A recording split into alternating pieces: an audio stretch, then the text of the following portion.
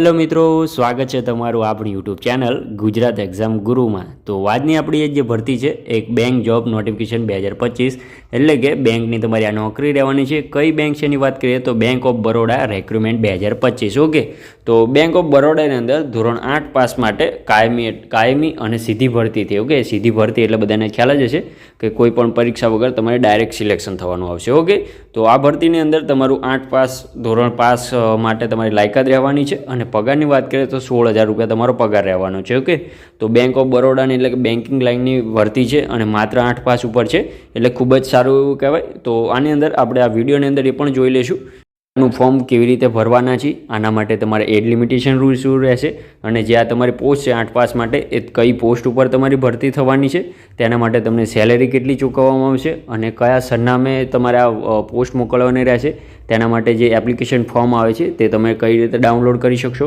એ સંપૂર્ણ માહિતી આપણે આ વિડીયોની અંદર લઈ લેવાની છે, જેથી કરીને તમે આ વિડીયો સ્કીપ ના કરતા, જેથી તમારાથી કોઈ પણ માહિતી ચૂકી ના જાય મિત્રો। ઓકે, તો ચાલુ કરી દે આજનો આપણો વિડીયો ચાલુ કરતાં પહેલાં વિડીયોના ડિસ્ક્રિપ્શનમાં આપણી ટેલિગ્રામ અને વોટ્સઅપ ગ્રુપ બંનેની લિંક આપેલી છે, ત્યાંથી જે પણ તમને અવેલેબલ હોય તેમાં જોડાઈ જજો, જેથી કરીને તમને આવી ભરતીની માહિતી સૌથી પહેલાં મળતી રહે અને ભવિષ્યમાં તમારાથી કોઈ પણ જાતના ફોર્મ ભરવાનું ચૂકી ના જવાય મિત્રો, કારણ કે આપણે આપણી ચેનલ ઉપર ગવર્મેન્ટ તેમજ પ્રાઇવેટ ભરતીની અવનવી અપડેટ લાવતા રહે છે મિત્રો।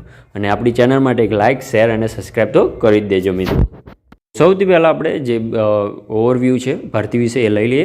તો બેંક ઓફ બરોડા રિક્રુટમેન્ટ 2025 ઓર્ગેનાઇઝેશનની વાત કરીએ મિત્રો તો કે બેંક ઓફ બરોડા ભરતી સંસ્થા પોતે જ રહેવાની છે અને પોસ્ટની વાત કરીએ મિત્રો તો વોચમેન અને ગાર્ડનરની તરીકે તમારી આ પોસ્ટ છે। ઓકે, એટલે 8 પાસ ઉપર છે એટલે કે તમારા માટે સારી એવી પોસ્ટ કહેવાય। ઓકે, વોચમેન તરીકેની અને ગાર્ડનર માટે એટલે કે તમારા કોઈ પણ બુઝુર્ગ ભાઈબંધ હોય, તમારા વડીલો હોય તે પણ આ નોકરી કરી શકે છે। ખૂબ જ સારી એવી નોકરી છે અને પગાર પણ સારો એવો છે। ઓકે, ટોટલ પોસ્ટ કેટલી છે તો આપણે ઓફિશિયલ નોટિફિકેશનમાં જોવાની છે કે વેરિયસ પોસ્ટ છે।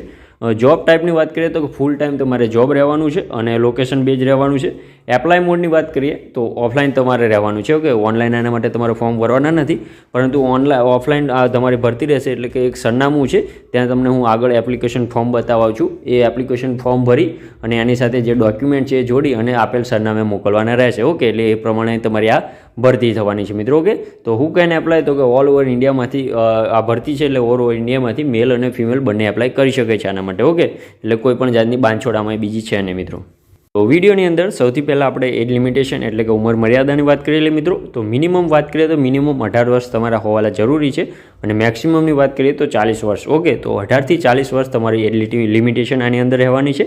ત્યારબાદ સેલરીની વાત કરીએ મિત્રો તો 16,000 રૂપિયા તમારો પગાર રહેવાનો છે પર મંથ। ઓકે, અને ત્યારબાદ એપ્લિકેશન ફીની વાત કરીએ તો અગાઉ આપણે જણાવી દીધું છે કોઈ પણ જાતની તમારી પરીક્ષા નથી અને કોઈ પણ જાતની ફી પણ નથી। ઓકે, જનરલ, ઓબીસી કોઈ પણ કાસ્ટ હોય તો તમારે કોઈ પણ જાતની આની અંદર ફી ભરવાની રહેશે નહીં મિત્રો। ઓકે, સિલેક્શન પ્રોસેસની વાત કરીએ તો કે ઓફલાઈન રહેવાનું છે, ફોર્મ ફિલઅપ કરવાનું રહેશે, એપ્લિકેશન ફોર્મ તમને આપણી ગ્રુપમાં મળી રહેવાનું છે। ઓકે, ટેલિગ્રામ અને વોટ્સઅપ બંનેમાં, ત્યાંથી એ ફોર્મ ડાઉનલોડ કરી અને એની સાથે જે ડોક્યુમેન્ટ છે એ આગળ તમને જણાવું છું કે કયા ડોક્યુમેન્ટ તમારે જોડવાના રહેશે, એ જોડી અને તમારે ડાયરેક્ટ મોકલી દેવાનું રહેશે। ઓકે, અને ત્યારબાદ તમે મોકલશો સરનામે, ત્યારબાદ તમને ઇન્ટરવ્યૂ માટે કે જોબ માટે તમને ત્યાંથી કોલ કે મેસેજ આવી જશે મિત્રો। ઓકે, તો ખૂબ જ સરળ એવી પ્રોસેસ છે એટલે કોઈ પણ જાતની આમાં ગૂંચ છે નહીં કે સિલેક્શન પ્રોસેસમાં કે વધારે કંઈ કરવાનું આવતું હોય। ઓકે, સિમ્પલ વસ્તુ છે, ફોર્મ ભરી અને સાથે ડોક્યુમેન્ટ મોકલી અને સરનામે મોકલી દેવાના રહેશે અને ત્યાં પહોંચી જશે એટલે તમને મેસેજ અથવા તો મેલ આવી જશે કે તમારે આ તારીખે હાજર થવાનું રહેશે। ઓકે, તો ખ્યાલ આવી ગયો તમને આની અંદર। તો આગળ વધીએ તો એજ્યુકેશન ક્વોલિફિકેશન શું રહેશે તો કે 8 પાસ। ઓકે, તો 8 પાસ ઉપર તમારી આ ભરતી છે, પહેલાં જણાવી દીધું છે આપણે।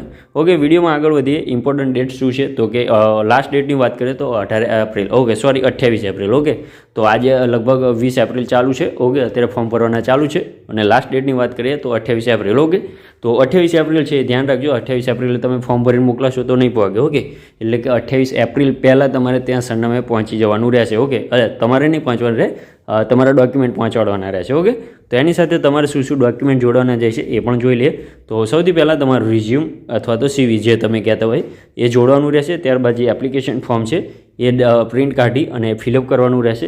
એની સાથે પાસપોર્ટ સાઇઝનો ફોટો ચોંટાડવાનો રહેશે, તમારી સિગ્નેચર, આધાર કાર્ડની ઝેરોક્સ, એજ્યુકેશનની સર્ટિફિકેટ એટલે કે 8 પાસનું જે છે તમારું એ જોડવાનું રહેશે। ત્યારબાદ કાસ્ટ સર્ટિફિકેટ એટલે કે જાતિનો દાખલો જો તમને લાગુ પડતો હોય તો મિત્રો। ઓકે, ત્યારબાદ એજ પ્રૂફ તરીકે તમારું આધાર કાર્ડ પણ છે એટલે આવી જશે, એટલે કોઈ પણ જાતે એમાં રહેશે નહીં। તો આ હતી આજની આપણે આ ભરતી વિશે તમને કોઈ પણ જાતની ક્વેરી હોય તો કોમેન્ટ બોક્સમાં જણાવી દેજો, આપણે જરૂરથી ત્યાંનું નિરાકરણ લાવી દઈશું મિત્રો. અને આના માટે જે PDF છે આપણે ટેલિગ્રામ અને વોટ્સઅપ ગ્રુપમાં મૂકેલી છે, તો ત્યાંથી પણ તમે જોડાઈ અને જોઈન થઈ શકો છો કોઈ મિત્રો. તો મળીએ નવી ભરતી સાથે નવા વિડીયોમાં. ત્યાં સુધી જય હિન્દ, જય માતાજી. અને એ પણ જણાવતા જજો કે આગળનો વિડીયો કઈ પોસ્ટ માટે, એટલે કે 8 પાસ ઉપર, 10 પાસ ઉપર કે 12 પાસ ઉપર તમારે શેના માટે જોઈએ છે, તો એ પ્રમાણે આપણને વિડીયો બનાવવાની ખબર પડે. ઓકે મિત્રો, તો મળીએ નવી વિડીયો સાથે નવી ભરતીમાં. જય હિન્દ, જય માતાજી.